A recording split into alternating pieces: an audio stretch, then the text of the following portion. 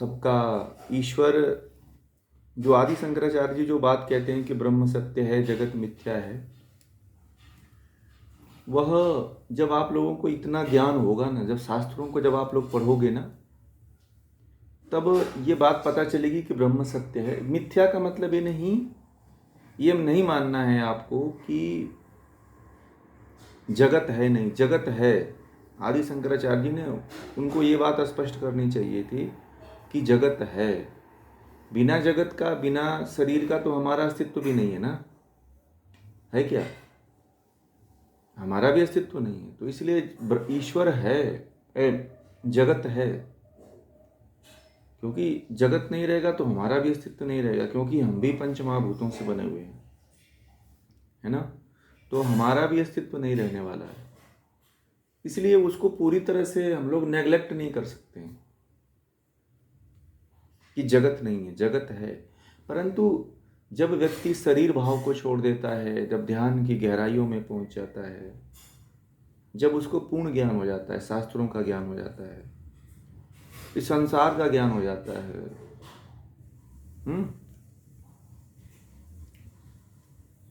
क्लेश नष्ट हो जाते हैं। जो अविद्या, अस्मिता, राग, द्वेष, अभिनिवेश, ये जो 5 क्लेश हैं, जब ये नष्ट हो जाते हैं तब व्यक्ति को जो है ये आभास होता है कि जगत सत्य है, ब्रह्म सत्य है, जगत मिथ्या है।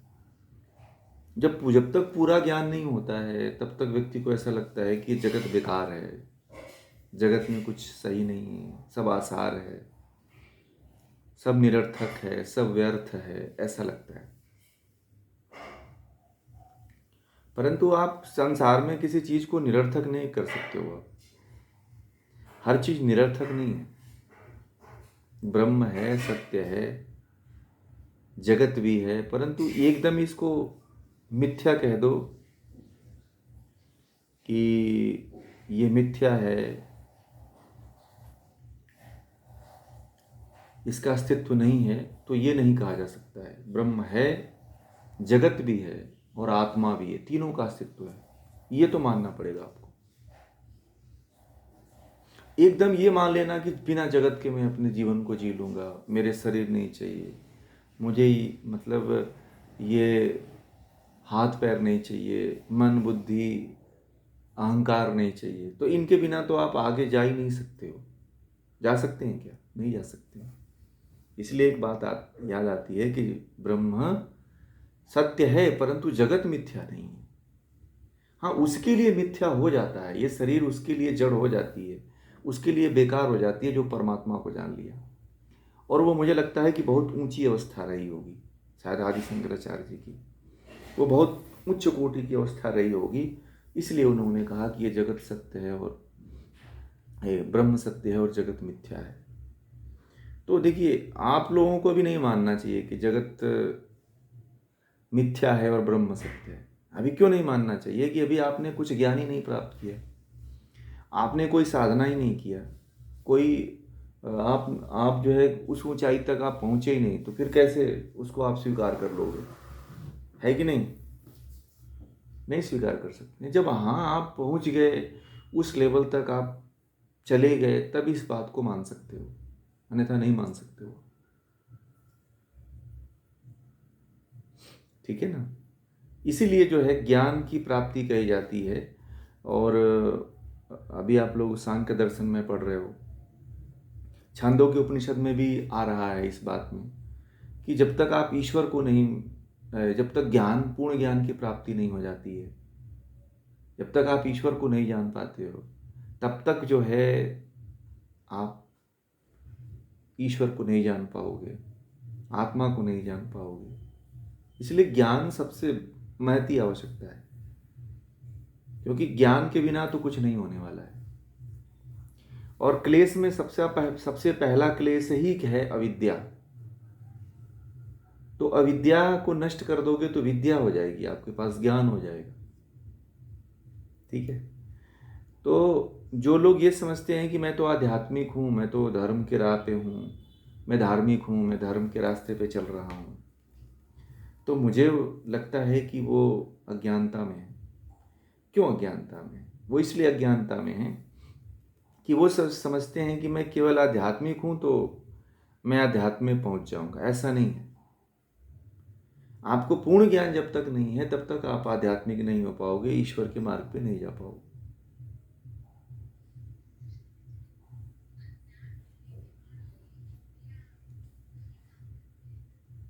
ज्ञान मिलने के बाद इंद्रियां वह नहीं काम करती है, आप कार्य करते हो। इंद्रियां तो गुलाम होती, इंद्रियां तो जड़ होती हैं। इंद्रियां तो मतलब उनका कोई अपना अस्तित्व है ही नहीं। चेतन तो आत्मा होती है। तो इसका मतलब आप इंद्रियों आप ऐसा करते हो। इंद्रियां तो जड़ है, वो तो गुलाम है। नौकर को जिधर कहोगे उधर जाएगा। ठीक है, मालिक तो आप हो, तो सारा दायित्व तो आपके ऊपर है, उसके ऊपर नहीं है। ठीक है ना। तो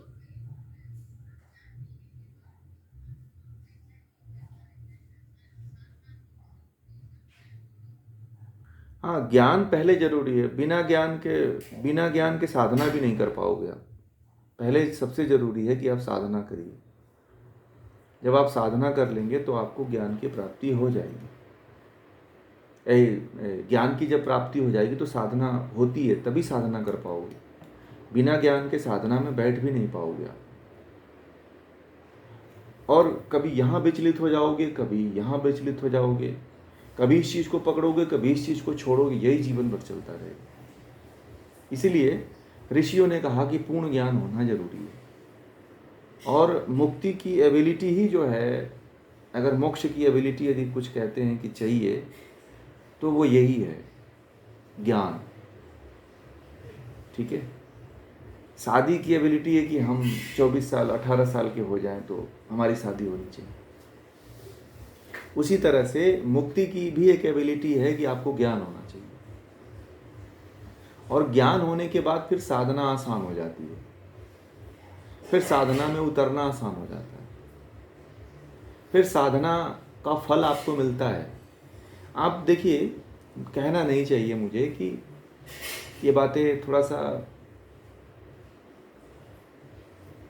अटपटी सी लगती है कि लोग जो है बिना ज्ञान के आपको साधना में लेकर के आना चाहते हैं। बिना ज्ञान के आप बहुत लंबे काल तक साधना नहीं कर पाओगे। बहुत लोगों का अनुभव भी होगा, आप लोगों का भी अनुभव ये बात होगी कि बिना ज्ञान के आप लंबे काल तक साधना नहीं करोगे। इसको पकड़ोगे, इसको छोड़ोगे, इसको पकड़ोगे, इसको छोड़ोगे। कि मतलब अगर आपको लगेगा कि यहाँ नहीं कुछ वहाँ मिलने वाला है, यहाँ नहीं कुछ इधर कुछ मिलने वाला है मुझे, ऐसा नहीं होगा। जब व्यक्ति को पूर्ण ज्ञान हो जाता है तो फिर वो भटकता नहीं है, फिर स्थिर हो जाता है। और जो उसको ज्ञान मिल जाता है, जैसे अब वेद हैं, उपनिषद हैं, अब इसके आगे कोई ज्ञान ही नहीं है। जब वह ज्ञान व्यक्ति पार कर लेता है, प्राप्त कर लेता है, तो फिर उसका जो भटकाव होता है वो बंद हो जाता है, वो ठहर जाता है। और जब तक ठहरोगे नहीं तब तक आप कैसे अपने आप को जानोगे, आत्मा को जानोगे, परमात्मा को जानोगे? ये संभव ही नहीं। इसलिए रुकना जरूरी है। और व्यक्ति रुक तभी सकता है जब उसको ज्ञान हो। आत्मा क्या है, परमात्मा क्या है, जीवात्मा क्या है, प्रकृति क्या है, ये जब तक नहीं पता है तब तक तो ऐसे ही होगा। इसलिए शास्त्रों को पढ़ने के लिए आप लोगों को प्रेरित करते हैं कि शास्त्रों को पढ़िए, दर्शन को, उपनिषद को, गीता को, आदि जितने ग्रंथ, वेद को आपको जो पढ़ा रहे हैं वो इसीलिए पढ़ा रहे हैं कि आप लोगों को कुछ इसके विषय में जानकारी हो जाएगी। तब साधना भी करने में आपको आनंद आएगा। और साधना समझिए कि ये सीढ़ी है, स्टेप है ये, साधना का स्टेप है ये। ठीक है, क्या है ये साधना का स्टेप है, ज्ञान। तभी साधना में जा पाओगे। मान लीजिए कि एक बच्चा है, वो केवल स्कूल जाए और उससे कुछ पढ़ाया ना जाए तो उसको ज्ञान होगा? है नहीं होगा। तो इसीलिए जो है, अगर मान लीजिए कि एक ज्ञान दे करके एक व्यक्ति को ज्ञान दिया जाता है, एक व्यक्ति को ज्ञान नहीं दिया जाता है, तो जिसको ज्ञान दिया जाता है वो डॉक्टर इंजीनियर बन जाता है, और जिसको ज्ञान नहीं दिया जाता है वो क्या रहता है, वो मजदूरी रहता है। तो इतना अंतर होता है। तो बिना ज्ञान के आप अपने लक्ष्य में, अपने पद में भी नहीं जा पाओगे, ऐसा होता है। तो आदि शंकराचार्य जी ने जो बात कही थी सबसे पहले, आदि शंकराचार्य जी की यदि बात मानना है तो आप तब मानिए जब आपको पूरा ज्ञान हो चुका हो तब, या शरीर भाव को छोड़ चुके हो तब, या शरीर पृथक ध्यान आपका सिद्ध हो चुका है तब। आदि शंकराचार्य जी की बातें बहुत हाई लेवल की थी, कोई समझा कोई नहीं समझा, और हम जैसे लोग तो समझ ही नहीं पाएंगे, जिनको ज्ञान नहीं है वो तो समझ ही नहीं पाएंगे।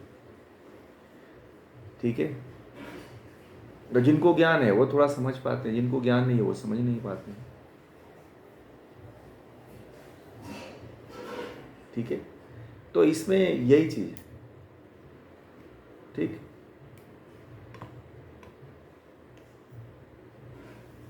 और किन्हीं का कोई प्रश्न है तो बोलिए।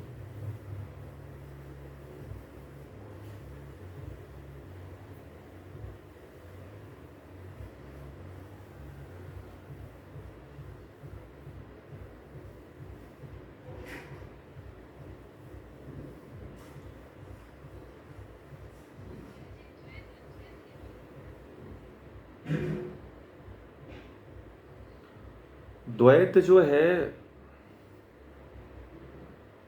या अपना सांख्य है उसको द्वैत कहते हैं। तो इसमें लोगों को भ्रम है। भ्रम ये है कि एक तो पुरुष और प्रकृति, तो लोग जो है ना पुरुष का अर्थ एक ही लगा लिए, केवल जीवात्मा। ठीक है,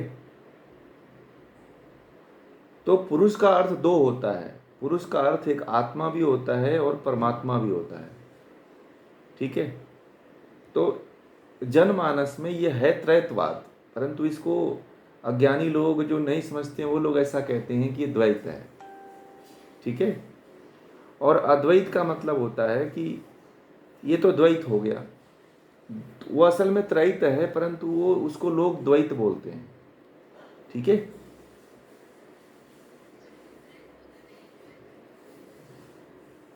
हाँ नहीं, त्रैत होता है, वो त्रैत है, वो त्रैत है वो। ठीक है ना, उसको लोग द्वैत बोलते हैं, उसको लोग द्वैत बोलते हैं, अज्ञानता के कारण बोलते हैं। ठीक, वो त्रैतवाद है, सांख्य दर्शन त्रैतवाद है। और दूसरा अद्वैत का मतलब ईश्वर और आत्मा ये दोनों क्या है, एक हैं। जो एक मानता है कि ये दोनों एक हैं, ठीक है, वह अद्वैत है ही नहीं है, वही बात है। तो वो है नहीं, परंतु लोगों की एक मिथ्या है, लोगों की अज्ञानता है। हाँ ये है इसका।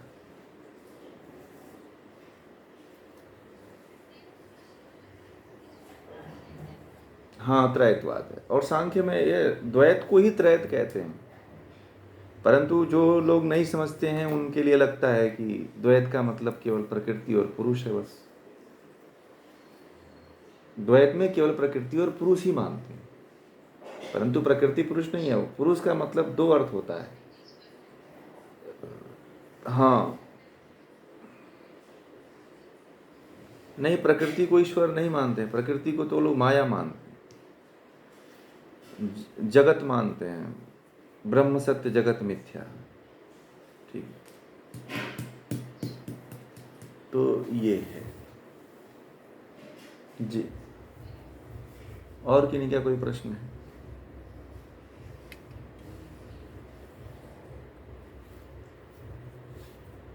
और कोई पूछ रहे थे ना अभी?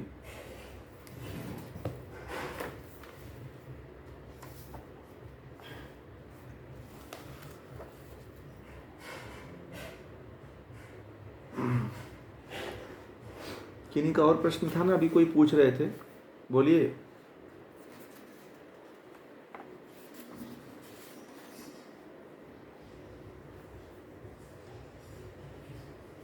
हाँ आरती जी पूछ रही हैं, बोलिए। आपकी आवाज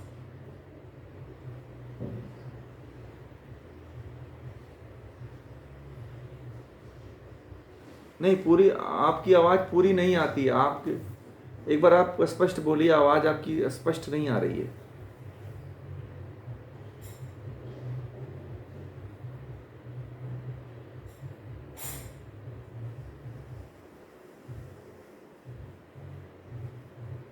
आपका प्रश्न नहीं, थोड़ा सा आप माइक को सही करके बोलिए ना, पूरा आवाज़ क्लियर नहीं आ रही है। एक बार माइक आप सही करिए फिर बोलिए।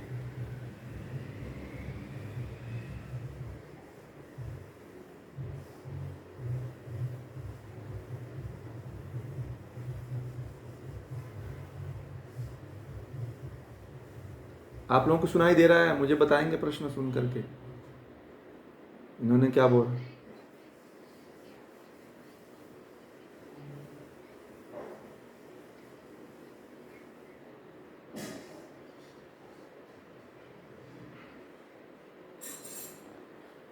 हाँ।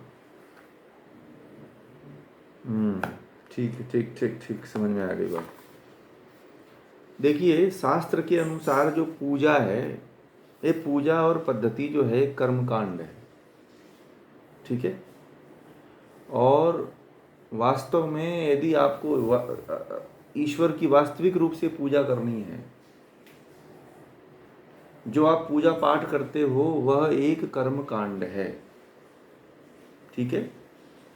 और शास्त्रों के अनुसार जो बताया गया है कि किसकी पूजा करनी चाहिए, वेदों के अनुसार, उपनिषदों के अनुसार, कैसे हमें किसकी पूजा करनी चाहिए, ये हमें नहीं पता है।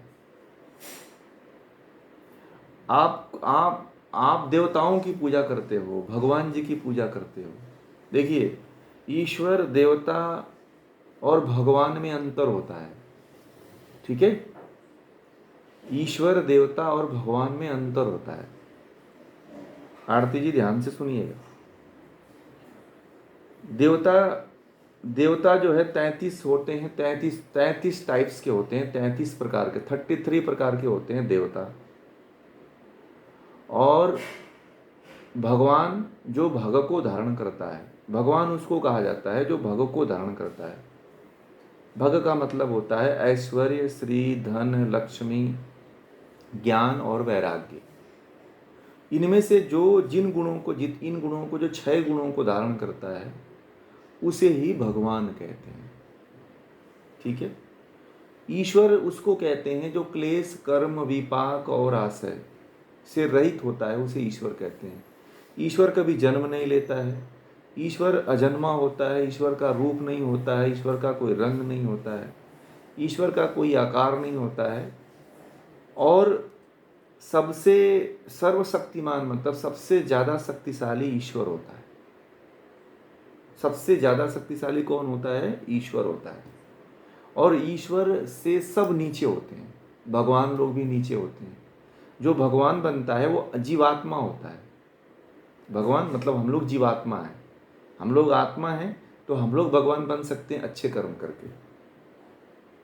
देवता उसको कहते हैं जैसे सूर्य है, चंद्रमा है, ये जो पृथ्वी है, जल है, अग्नि है, वायु, आकाश है, 12 महीने हैं, 10 प्राण हैं, एक एक जीवात्मा है, इसको देवता कहते हैं। और प्रजापति, ठीक है। इस तरह से ये जो 33 प्रकार के जो देवता हैं, इनको देवता कहते हैं।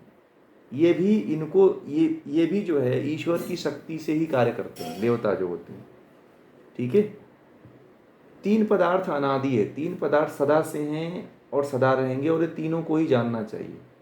एक ईश्वर, जीवात्मा और प्रकृति, ठीक है। ईश्वर, जीवात्मा और प्रकृति। और जो पूजा पाठ है एज ए वो कर्मकांड है। कर्मकांड का मतलब कि ये जो जितनी प्रचलित देवता हैं, प्रचलित देवता का मतलब कि अपनी संस्कृति को बढ़ाने के लिए जो देवता, हमारे जो महापुरुष हुए, इनकी पूजा हम लोग करते हैं। जैसे कि महापुरुष का मतलब महान आत्माएं, भगवान राम हुए, भगवान श्री कृष्ण हुए, गणेश जी हुए, भगवान शिव हुए, माता दुर्गा हुई, माता काली हुई, जो हम इनकी पूजा करते हैं, ये लोग भगवान कह जाते हैं, ठीक है। और देवता जो उनको कहे जाते हैं, जो पृथ्वी पांच पांच महाभूत हो गए, नक्षत्र हो गए, द्युलोक हो गया, है ना,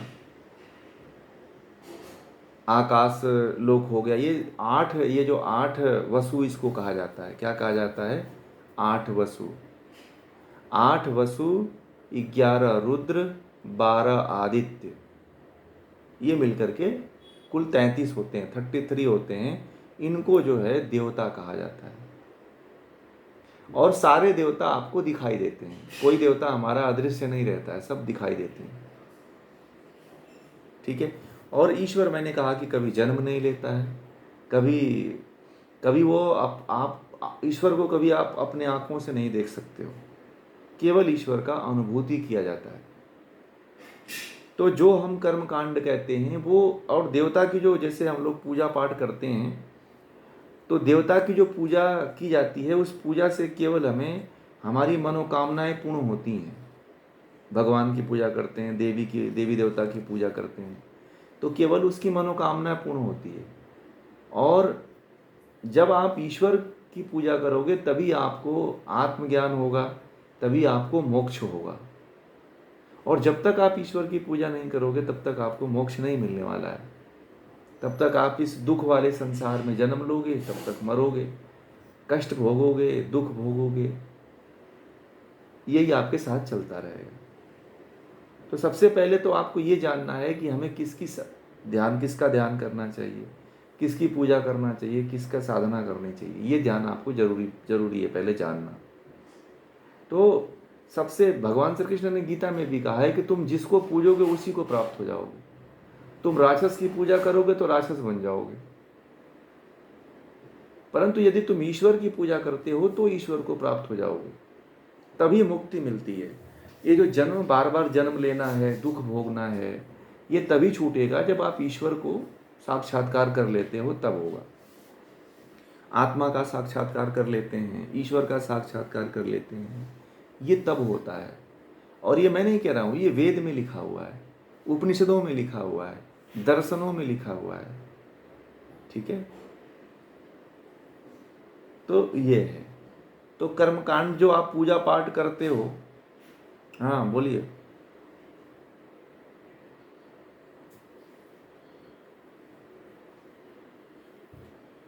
जी नहीं, पितृ देवता इसमें नहीं बोलते हैं, पितृ इसमें देवता है।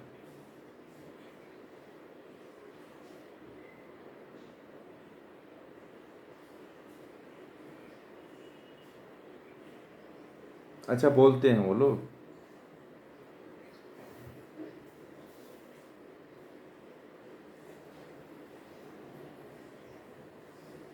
अच्छा, ऐसा बोलते हैं वो लोग। हाँ, तो अगर ऐसे पूजा, देखिए 8 वसु का नाम लेते हैं, 11 रुद्र का नाम लेते हैं, 12 आदित्य का नाम लेते हैं, इंद्र का नाम लेते हैं और प्रजापति का नाम लेते हैं। देखिए 8 वसु, पृथ्वी, जल, अग्नि, वायु, आकाश, अंतरिक्ष और द्यौ, नक्षत्र, चंद्रमा, ये जो 8 वसु कहलाते हैं। तो 8 वसु और 11 रुद्र, मतलब प्राणापान, समान, व्यान, उदान, नाग, कुर्म, कृकल, देवदत्त, धनंजय और एक जीवात्मा, इसको 11 रुद्र कहा जाता है। 12 आदित्य, मतलब 12 आदित्य का मतलब चैत, वैशाख, ज्येष्ठ, आषाढ़, सावन, भादो, क्वार, कार्तिका, घन, पूस, माघ, फागुन, ये 12 आदित्य जो 12 महीने हैं, ये 12 देवता होते हैं, इनको 12 आदित्य कहा जाता है। और 32 नंबर का जो देवता है वो इंद्र होता है, 33 नंबर का जो देवता है वो प्रजापति होता है।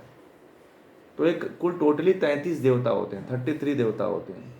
हाँ, यदि इनके नाम से आप पूजा करते हो तब तो ठीक है, भावना ठीक है, इनकी पूजा करो, ये अच्छी बात है।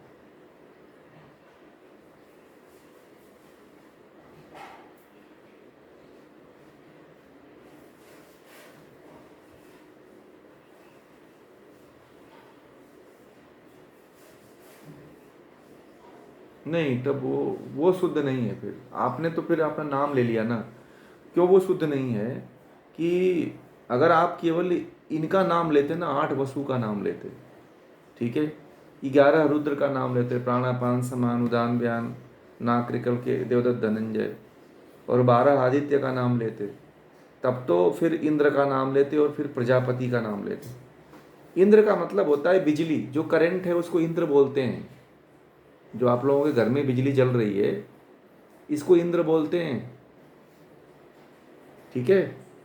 और प्रजापति मतलब जो आप लोग जो यज्ञ करते हो, ठीक है, जो यज्ञ करते हो ना, एक देवता है यज्ञ देवता, इसीलिए प्रतिदिन यज्ञ करने के लिए कहा जाता है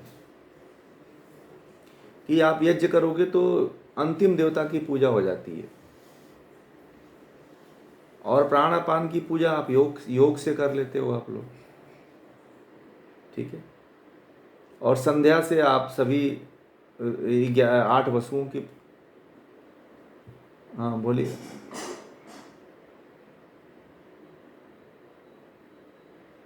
क्या होते हैं?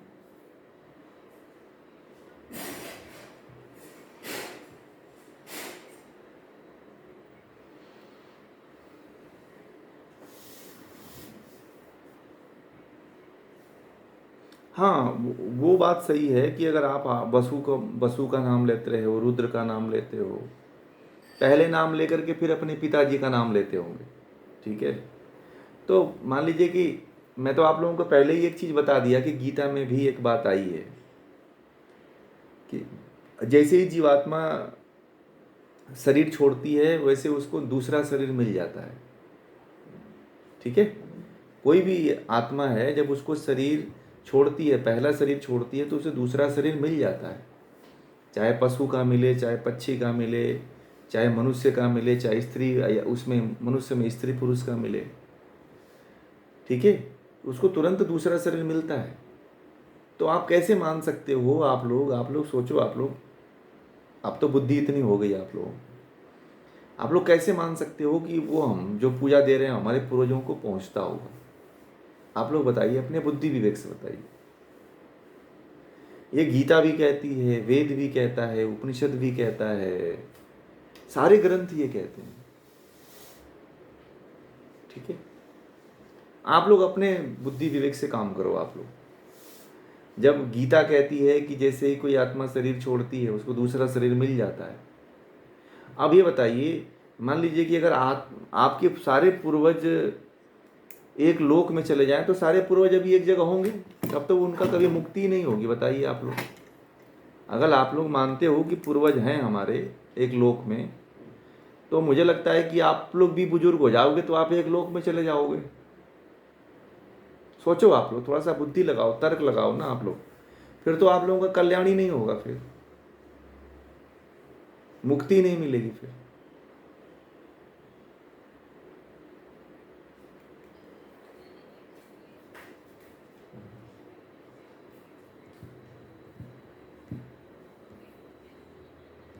नहीं, वो सच नहीं है, वो गलत है, वो सच नहीं है। वो हमारे शास्त्रों में बहुत मिलावट किया गया है, बहुत मिलावट है, ठीक है ना। इतना मिलावट है कि हिंदू उसमें फंस गया है। जर्मनी जैसे देश बहुत आगे हैं, वेद में उपनिषद में हमसे बहुत आगे हैं, और एक से एक विद्वान है वहाँ पे, ठीक है। और हम लोग फंसे हुए हैं। पितृदोष किसको कहाँ लगता है बताओ आप? आपके कर्म का फल मिलता है, दोष किसी का नहीं मिलता है। आप गीता में भगवान श्री कृष्ण ने ये भी बात कहा है, आप लोग गीता मानते हो, उन्होंने कहा है कि जो जैसा कर्म करता है उसको उसी के अनुसार फल मिलता है। तो दूसरे के कर्मों का फल आपको कैसे मिलेगा? बोलो आप लोग। हर व्यक्ति, अब यही वाल्मीकि जी से पूछा गया था जब वो डाकू थे, नारद जी ने कहा था कि जाकर के पूछाओ कि तुम जो चोरी कर रहे हो इसका फल तुम्हारी पत्नी भोगेगी क्या? तो पत्नी ने स्पष्ट मना कर दिया कि तुम कर्म कर रहे हो तो कोई तुम्हारे कर्म का फल नहीं, मैं नहीं भोग सकती हूँ, तुमको ही भोगना पड़ेगा। नारद वाल्मीकि जी को ज्ञान हो गया कि अरे ये तो मैं बहुत अंधकार में था, ये मैं सोच रहा था कि मैं ये कम कर्म कर रहा हूँ तो सबको इसमें भागी होंगे, सब भागी होंगे, परंतु इसमें से तो कोई भागी नहीं हो रहा है, कोई भी मतलब पार्टनरशिप नहीं ले रहा है मेरे कर्म का फल भोगने के लिए, ठीक है।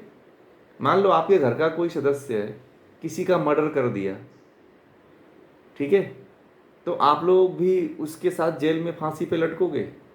बोलिए आप लोग, ईमानदारी से बोलिए, लटकोगे? क्यों नहीं लटकोगे? क्योंकि आप लोगों ने नहीं किया है। आप वहां पे अपने लिए न्याय कहते हो कि मैंने थोड़ी किया, वो तो उसने किया है। ठीक है, तो फिर इस बात को क्यों मान लेते हो कि दोष लगेगा? दोष तो आपके, हाँ आपने कुछ गलत कर्म किया है तो उसका दोष लगता है, फल आपको मिलता है। मैंने एक बात कहा था कि आप लोग ये मत समझो कि आप जो शरीर से कर्म करते हो उसी का फल मिलता है। नहीं, आप जो मानसिक कर्म करते हो ना, वाणी से जो कर्म करते हो ना, उसका भी फल मिलता है।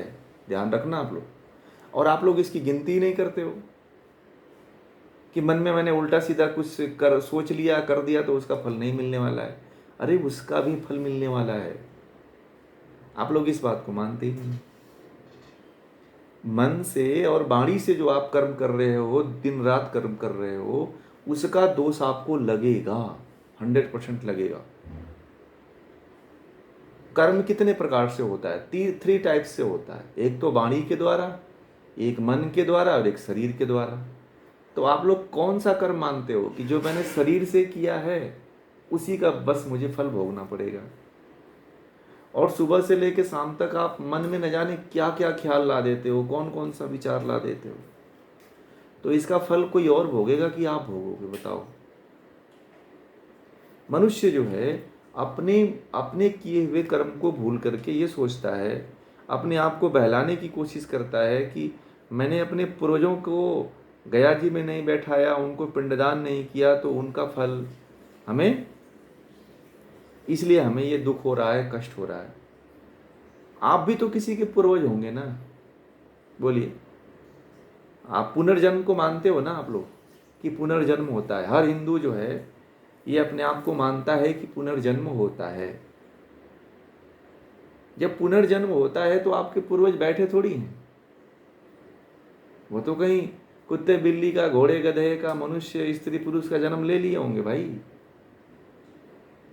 फिर आप क्यों उनकी पूजा कर रहे हो? आप लोग इस बात को समझना, बहुत ये तार्किक बात है, बहुत गंभीर बात है। आप लोग करने के लिए कर लेना, सम्मान देना चाहिए, याद करना चाहिए माता पिता को।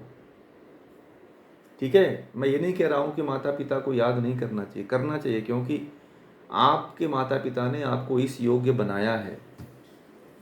उनको याद करना चाहिए। उनको याद कैसे करना चाहिए? उनके अच्छे कर्मों को याद करना चाहिए।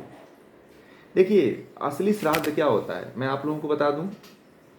असली श्राद्ध अगर मनाना ही हो, अगर श्राद्ध मनाना हो, जयंती मनाना हो, तो उस दिन क्या करना चाहिए? सुन लीजिए आप लोग।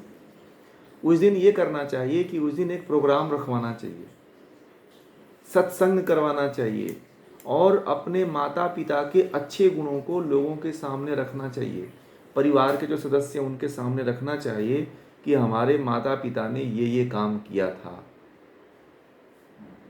और किसी बड़े विद्वान को बुला करके ज्ञान की चर्चा करवानी चाहिए। ऐसे श्राद्ध करना चाहिए कि उनकी आत्मा भी देखेगी तो कहेगी कि हाँ, मेरा बेटा वास्तव रूप में, हमारी बेटी वास्तव रूप में मेरी श्राद्ध कर रही है। ठीक है, ज्ञान की चर्चा करिए, विज्ञान की चर्चा करिए, उनके अच्छे गुणों की चर्चा करिए, जो उन्होंने अच्छे कर्म करके गए हैं उसकी चर्चा करिए। ये वास्तविक श्राद्ध यही होता है। हम जैसे भगवान श्री कृष्ण जी की जयंती मनाते हैं, उनका मृत्यु दिवस मनाते हैं, जन्माष्टमी मनाते हैं, तो क्या करते हैं? उनके जो जो उनके अच्छे कर्म होते हैं वही याद करते हैं ना। अभी हम लोगों ने नवरात्रि मनाया, तो नवरात्रि में दुर्गा के सप्तशती का पाठ करते हैं। तो सप्तशती में जो 13 अध्याय, उन 13 अध्यायों को पढ़ते हैं हम लोग। तो उसमें ये पता चलता है कि उन्होंने ये कर्म किया था।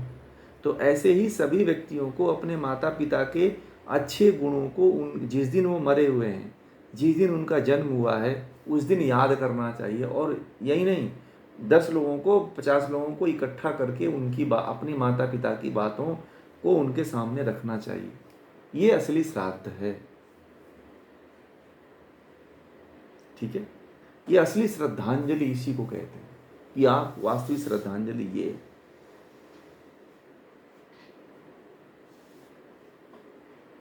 अब कुछ लोग कहते हैं कि ये जो कौवा उड़ रहा है वो मेरे पिताजी हैं। आप कौवे को भी अपना पिता बना बना लिया। पता नहीं किसकी आत्मा होगी वो। तो ये जो है बहुत बड़ी अज्ञानता हमारे देश में है, बड़ी जो है बहुत बड़ी अज्ञानता फैली हुई है अपने यहाँ। आप तर्क से आप लोग भी सोच समझ के ये विचार कर सकते हो कि मतलब क्या सही है क्या गलत है। ये मैंने आप लोगों को जो बात कही है, अगर आप लोगों ने शास्त्र पढ़ा है, गीता पढ़ा है, दर्शन पढ़ा है, उपनिषद पढ़ रहे हैं, वेद पढ़ रहे हैं, तो आप लोगों को ये बातें अब पता चल जानी चाहिए कि इसकी वास्तविकता क्या है। ठीक है। और नई तरह से श्राद्ध करना चाहिए, नई तरीके से उनको याद करना चाहिए, उनके उनके अच्छे गुणों को याद करना चाहिए, उनके जो अच्छे काम थे उस काम को फैलाना चाहिए, उस काम को आगे बढ़ाना चाहिए। तो इस तरह से श्रद्धांजलि होती है। श्रद्धांजलि ऐसा मत करिए कि हम केवल एक दिन का भोजन करवा दें, इससे उनका अपमान ही होता है। सम्मान तब होगा जो वो चाहते थे, जो उनके स्वप्न थे, उनके स्वप्नों को आप पूरा करो। सबसे बड़ी श्रद्धांजलि यही होती है। ठीक है। हाँ, और कोई प्रश्न है बताइए। चलिए, तो अब आप लोग